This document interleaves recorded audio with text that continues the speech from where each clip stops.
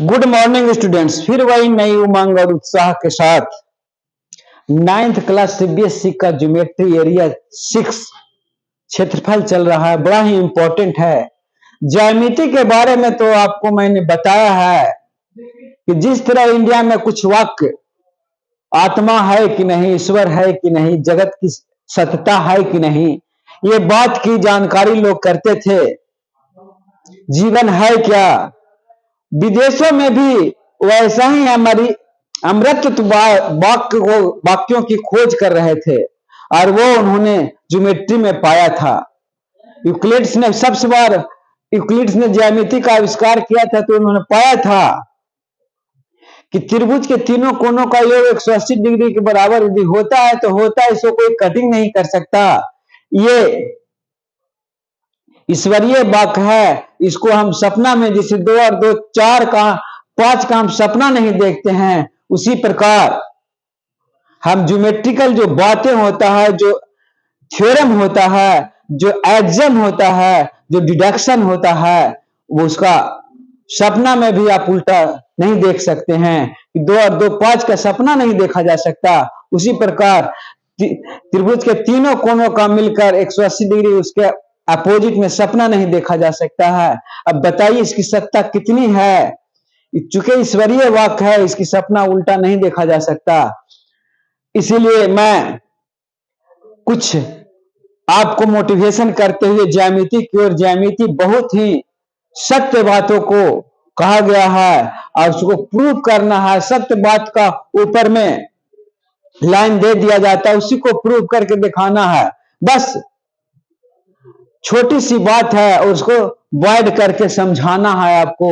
वही जिस प्रकार ईश्वर नहीं पता चलता है कि ईश्वर है कि नहीं है, उसको समझाना बड़ा असंभव कार्य लगता है, उसी प्रकार ज्यामिति भी लोगों को बड़ा टफ लगता है। लेकिन मैं बताता हूं कि ज्यामिति बहुत ही आसान है, क्योंकि सत्य बातों को ही कहा गया है, असत्य बातों को यहाँ कोई जगह नहीं है।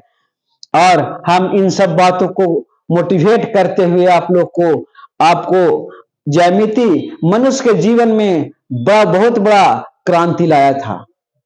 ज्यामिति यदि नहीं होता तो हम सभी सूर्य तारों ग्रहों का क्या बदलाव है उसकी जानकारी हमको नहीं हो पाती। सारा दुनिया का जितनी जानकारी जो हुआ है, रहस्यमय जानकारी ज्यामिति के थ्रू हुआ है, त्रिकोणमिति के थ्रू हुआ है। अब हम ज्यामिति के एरिया जो चैप्टर क्षेत्रफल चल रहा है, लंबाई इंटू चौड़ाई जो होता है, उसी के खाली बात करते हैं। इतना ही गुण तत्व है कि इस तत्व को अब हम एक्सरसाइज 15 और 16 की ओर चलते हैं। एक्सरसाइज 15 बड़ा ही लेंदी देखने में लगता है, बड़ा भारी है, लेकिन कुछ नहीं है, एकदम इजी है। हम आपको बताएंगे तो लगेगा बड़ा ही आराम तरीके से इसको प्रूव किया जा सकता है। तो हम चलते हैं 15 पर।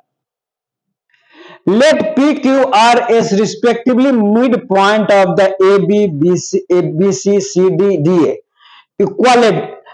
क्वाड्रिलेटरल। एक क्वाड्रिलेटरल है, चतुर्भुज है, उसका mid point P, Q, R, S है। A, B, B, C, C, D और A, D का या D, A का A, B, C, D quadrilateral. So that the P, Q, R जो बनता है parallelogram such that parallelogram PQRS is equal to quadrilateral half quadrilateral ABCD। हमको prove करना है कि PQRS जो पैरेललोग्राम बनता है वो हाफ ABCD क्वाड्रिलेटरल के बराबर है। अब हम कंस्ट्रक्शन करते हैं, ज्वाइन AC एंड AR, दो को हम ज्वाइन करते हैं, मिलाते हैं। अब हम त्रिभुज ABC में चलते हैं। ABC में AB का मिड पॉइंट P है और BC का मिड पॉइंट Q है, इसलिए मिड पॉइंट थ्योरम के अनुसार PQ समानांतर AC एंड PQ बराबर हाफ AC होगा। Half AC mid point theorem 2 से। उसी प्रकार अब ADC या ACD में चलेंगे तो DCD का मिड पॉइंट R है और AD का मिड पॉइंट S है। तब SR समानांतर AC हो जाएगा और SR बराबर हाफ AC हो जाएगा।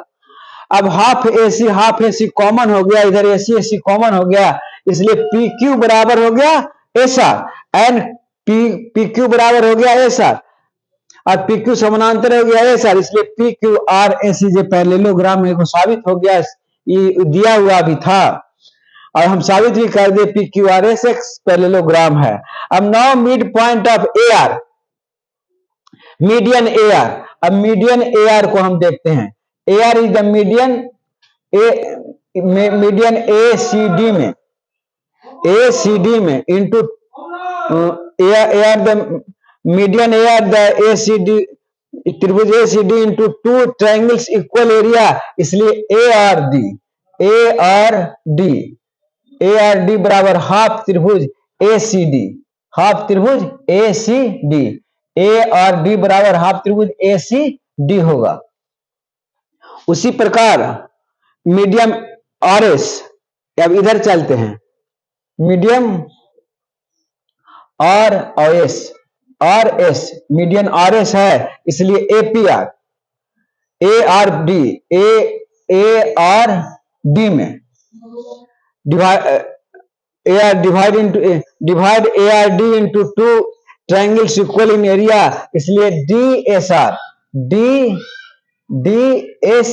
ये वाला D S R equal to half triangle A R D, ये वाला बराबर ए आर डी, ये हो गया हाफ।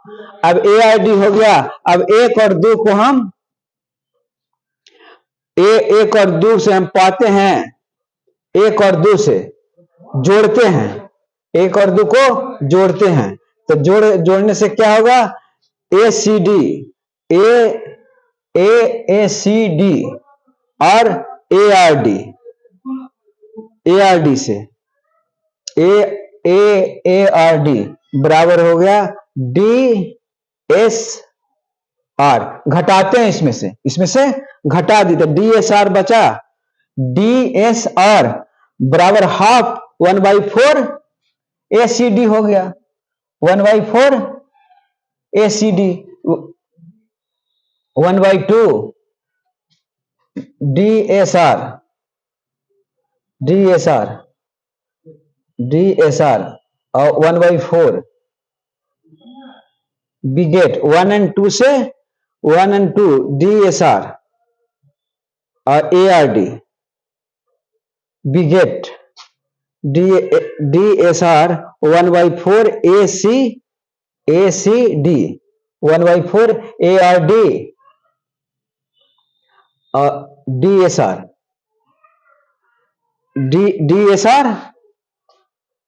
बिगेट 1 and 2 से बिगेट डी एस आर बराबर 1/4 A C D, A R D और ए सी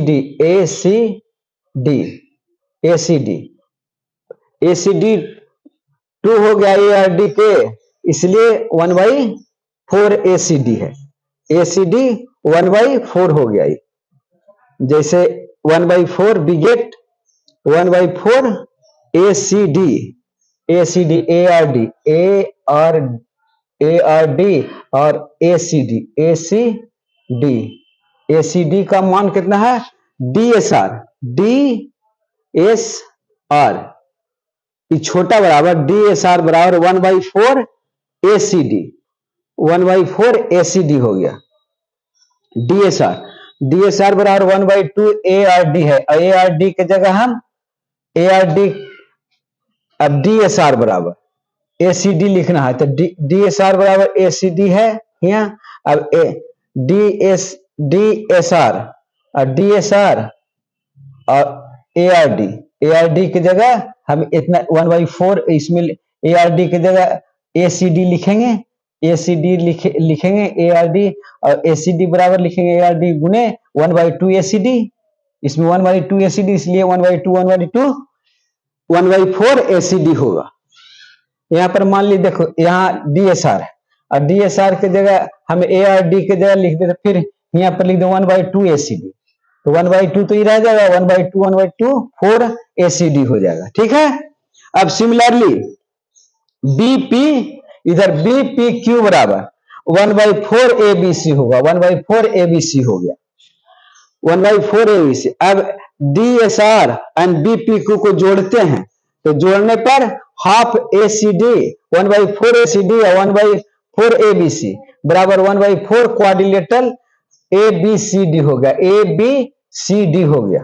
ये जोड़ने से पता चल जाए ABC और ACD जोड़ेंगे तो ABCD क्वाड्रिलेटरल हो गया 1/4। अब similarly CQR and ASP, CQR, अब इधर चलते हैं, CQR और ASP बराबर 1/4 क्वाड्रिलेटर ABCD हम उसी तरह से ला सकते हैं जिस तरह से उसको लाए हैं। अब 3 और 4 हो गया। अब 3 और 4 को बिगेट, 3 और 4 को हम जोड़ते हैं, 3 और 4 को जोड़ते हैं तो 3 को ये है, 3 ये है DSR प्लस BPQ और फिर CQR प्लस ASP जोड़ते हैं तो 1/4 क्वाड्रिलेटरल आएगा, 1/4 तो कुछ हो जाएगा 1/2 क्वाड्रिलेटरल, क्या हो जाएगा 1/2 क्वाड्रिलेटरल ABCD। अब 1/2 क्वाड्रिलेटरल हो गया, जोड़ते हैं तब ये सब DSR BPQ और CQR और AS, तो जोड़ने पर क्वाड्री 1/4 और 1/4 जोड़ते हैं तब हो जाता है 1/, जैसे 1/4 प्लस 1/4 4 हो गया लघुत्तम, तो 1 + 1 तो 2/4 तो 1/2 हो जाता है, 1/2 हो जाता है, इसलिए 1/2 क्वाड्रिलेटरल होता है। यहां पर देखिएगा इस तरह को जोड़ करके बताए हैं। अब फिर जनरल भाषा में हम पूरा लिखते हैं DSR BPQ, जनरल भाषा में DSR BPQ CQR and ASP plus इस सबको जोड़ के इसको तीनों चारों को जोड़ दिए और पैरेललोग्राम PQRS जोड़ दिए, पैरेललोग्राम PQRS जोड़ दिए, इसका टू क्वाड्रिलेटरल ABCD आएगा, 1 2 3 4 पांचवा इसको जोड़ दिए तो पूरा क्वाड्रिलेटरल हो जाएगा, पूरा क्वाड्रिलेटरल हो जाएगा ACD। अब ये होगा 6 में 5 फ्रॉम 6, 5 से 6 में घटाते हैं तब इधर बच, ये वाला में ये वाला घटाते हैं, 6 वाला में 5 तो ये बच गया पैरेललोग्राम ये और हाफ क्वाड्रिलेटरल, ये 1 में से आधा गया तो आधा बच गया, 1 में से आधा गया था आधा बच गया, इसलिए पैरेललोग्राम PQRS बराबर हाफ क्वाड्रिलेटरल ABCD हो जाता है। बड़ा ही, अब यहां पर ध्यान दीजिएगा, ऊपर वहां से 6 में से 5 को मैं घटाया तो इधर 1 है इधर हाफ है तो 1 माइनस हाफ बराबर कितना होगा 2, और यहाँ 2 - 1 बराबर 1/2, इसीलिए 1/2 क्वाड्रिलेटरल आता है। यहाँ पर ही 6 में से 5 को घटा है, इसलिए बड़ा ही आसान है, सिर्फ ध्यान देने वाली बात है, ये बड़ा आसान तरीके से 15 बनता है। आप इसमें कोई दिक्कत होगा तो नहीं समझ में आया तो कमेंट करेगा, हम फिर समझाएंगे, इसमें कोई दिक्कत नहीं है। अब 16वां पर हम चलते हैं, prove that all the parallelogram of the given side the parallelogram which is a rectangle has a greatest area. कहता है कि रेक्टेंगल, आप सिद्ध करिए parallelogram of the given side, एक ही साइड पर parallelogram which rectangle has the greatest area, rectangle का आयत का एरिया ज्यादा होता है बनिस्बत पैरेललोग्राम का। Let us consider the all parallelogram of side A and B in the parallelogram ABCD side A and B let H be the height, H be the height है आप corresponding to the base A। अब then H हमेशा less than equal to B होगा, हमेशा H क्या है, या तो छोटा होगा या बराबर हो सकता है। बराबर कौन स्थिति में होगा, इस स्थिति में बराबर होगा, इस स्थिति में रेक्टेंगल की स्थिति में बराबर होगा, इसलिए H less than equal to AH और less than equal to AB से भी छोटा होगा, a इंटू बी से छोटा होगा। इसलिए पैरेललोग्राम का मान लिया हम क्षेत्रफल लिखते हैं, पहले तो AH होगा और रेक्टेंगल का क्षेत्रफल लिखते हैं तो AB होगा। इसलिए अब यहां पर लिखते हैं इस पैरेललोग्राम का क्षेत्रफल है, इसलिए area parallelogram ABCD less than equal to area parallelogram rectangle ABCD। हर हालत में रेक्टेंगल का एरिया बड़ा ही होगा। इक्वल टू हो सकता है लेकिन क्योंकि rectangle is also a parallelogram, rectangle भी एक प्रकार का पैरेललोग्राम ही है, इसलिए हर हालत में रेक्टेंगल का एरिया पैरेललोग्राम से बड़ा होता है। ये प्रूफ करना था, इस तरह प्रूफ हो गया है। और आपको यदि समझ में आ गया है तो एक सब्सक्रिप्शन अब लाइक तो बनता है, और सब्सक्राइब और लाइक जरूर करिएगा। मैंने समझाने का बहुत ही सरल तरीका अपनाया है, कोशिश किया है कि हर एक तरीके से आदमी समझ जाए, बच्चे समझ जाएं और तुम भी समझ जाओ। यदि समझ जाते हो, कोई भी बात यदि समझ में नहीं आता है तो कमेंट बॉक्स में जाके कमेंट करिए, मैं दोबारा बताऊंगा, कभी पीछे हटने वाला। अब practice makes a man perfect, एकमात्र सिद्धांत यही याद रखिएगा, प्रैक्टिस करते रहेगा आपको सारा चीज याद होगा। धन्यवाद।